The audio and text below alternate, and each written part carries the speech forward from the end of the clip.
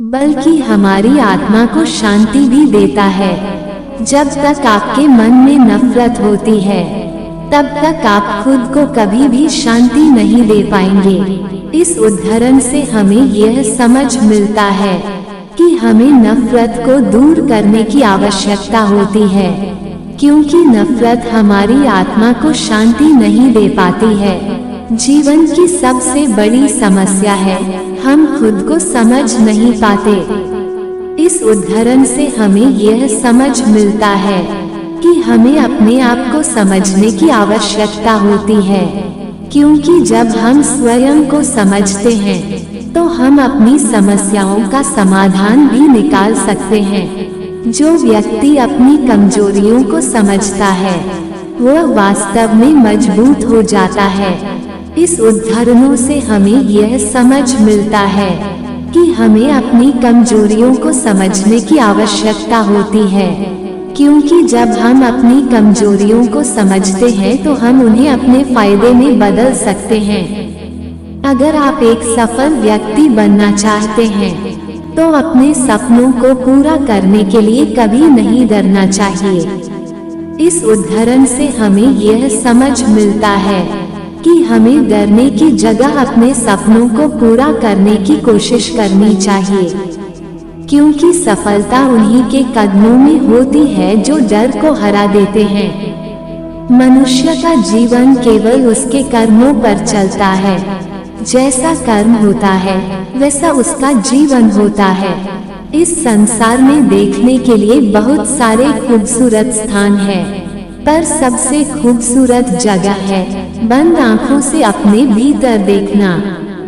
सफलता खुशी की चाबी नहीं है, खुशी सफलता की चाबी है। आप जो कर रहे हैं उससे अगर आप प्यार करते हैं तो आप जरूर सफल होंगे।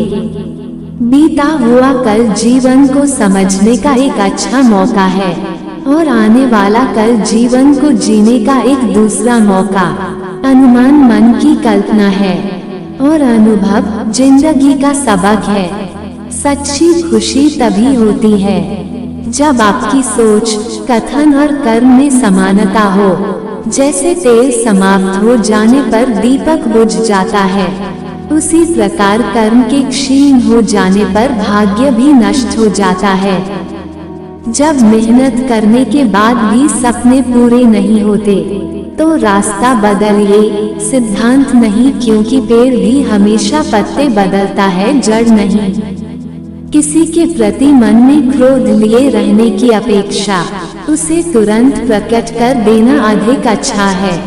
जैसे क्षण भर में जल जाना देर तक सुलगने से अधिक अच्छा है। मित्र गरीब है या अमीर मायने नहीं रखता, बल्कि वो आपके बुरे समय में आपका साथ कितना देता है यह मायने रखता है। इंसान चाहे जितना भी खुद को व्यस्त रख ले, जिससे वो प्रेम करता है उसकी यादों से नहीं बच सकता।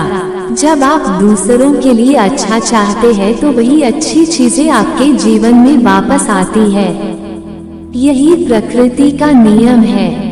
समय कभी नहीं रुकता। आज यदि बुरा चल रहा है तो कल अवश्य अच्छा आएगा।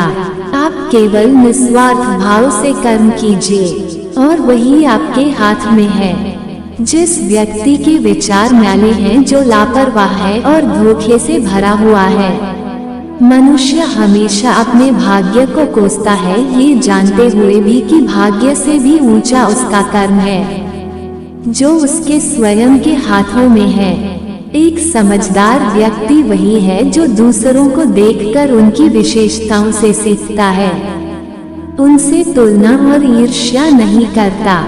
शस्त्र केवल शरीर को घायल कर देते हैं, किंतु शब्द आत्मा को भी घायल कर देते हैं। दुनिया में केवल माता और पिता ही ऐसे इंसान हैं जो चाहते हैं कि हमारे बच्चे हमसे भी ज्यादा कामयाब हो। दुख भोगने वाला आगे चलकर सुखी हो सकता है, मगर दुख देने वाला कभी सुखी नहीं हो सकता।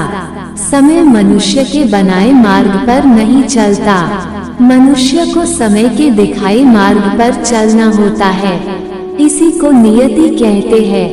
जीवन कठिन तब लगता है जब हम स्वयं में बदलाव करने के बजाय परिस्थितियों को बदलने का प्रयास करते हैं।